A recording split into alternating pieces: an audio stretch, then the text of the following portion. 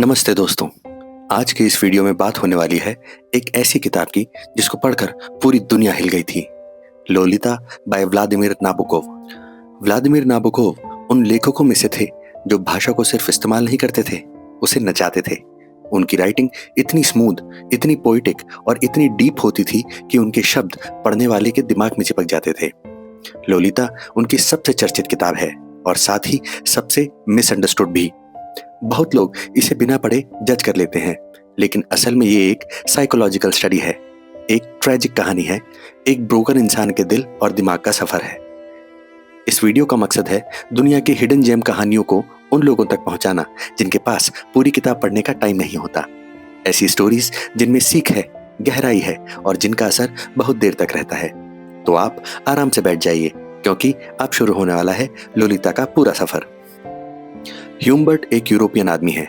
बचपन में उसे एनाबेल नाम की लड़की से मासूम सा प्यार होता है। दोनों साथ में समय बिताते हैं, कहानियां सुनते हैं, छोटी छोटी बातें शेयर करते हैं। लेकिन अचानक एनाबेल की बीमारी से मौत हो जाती है। ये घटना ह्यूम्बर्ट के अंदर गहरी टूटन छोड़ देती है।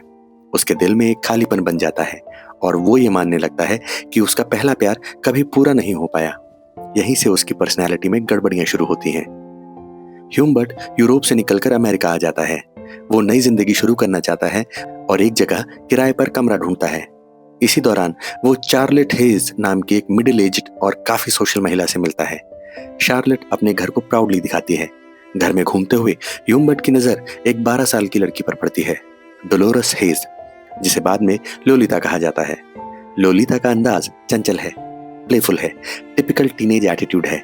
वो रेडियो सुनती है, डांस करती है, दोस्तों के साथ मस्ती करती है। शार्लेट ह्यूम्बर्ट को पसंद करने लगती है। वो उसे एक लेटर में अपनी फीलिंग्स बता देती है। उसका साफ कहना है कि ह्यूम्बर्ट या तो उसे शादी करे या घर छोड़ दे।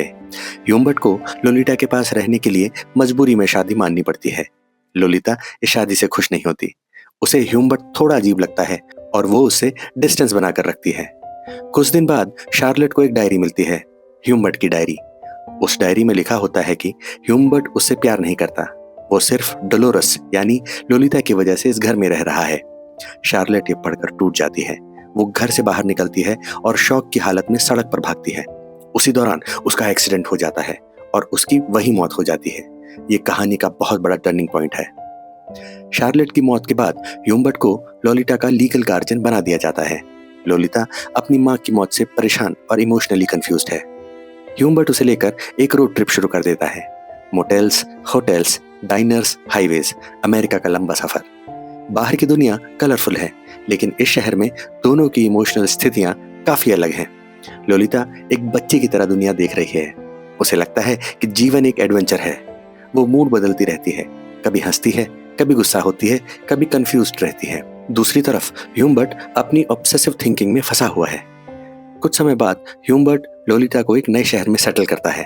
वो उसे एक स्कूल में एडमिट करवाता है। लोलिता धीरे धीरे एक नॉर्मल लाइफ की तरफ बढ़ने की कोशिश करती है।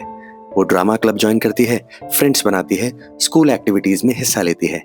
लेकिन ह्यूम्बर्ट उसकी हर एक्टिविटी पर नजर रखता है।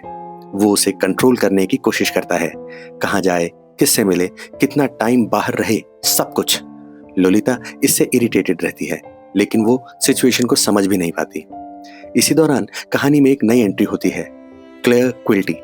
वो एक राइटर और थिएटर पर्सनैलिटी है।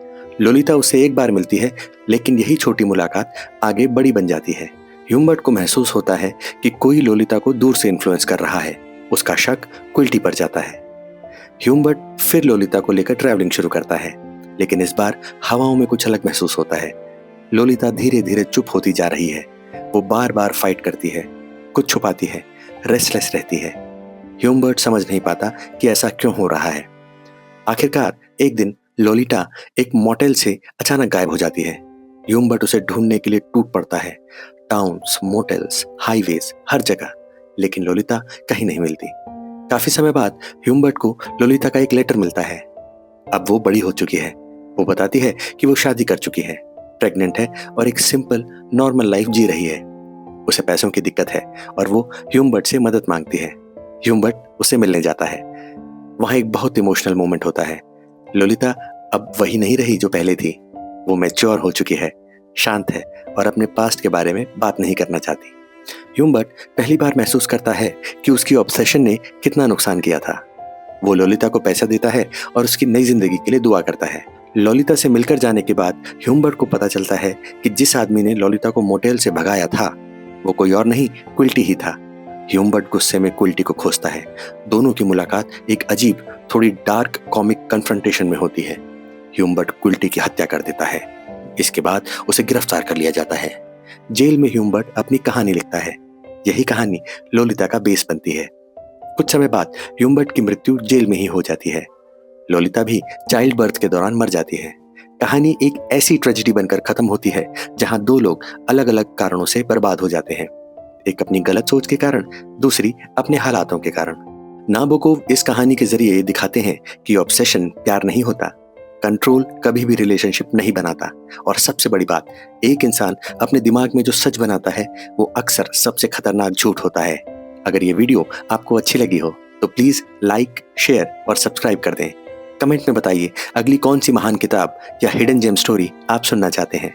हम ऐसे ही दुनिया भर की बेहतरीन कहानियां लाते रहेंगे ताकि जो लोग पढ़ने का समय नहीं निकाल पाते वे भी इन मास्टरपीसेस का मजा ले सकें। मिलते हैं अगले वीडियो में। धन्यवाद।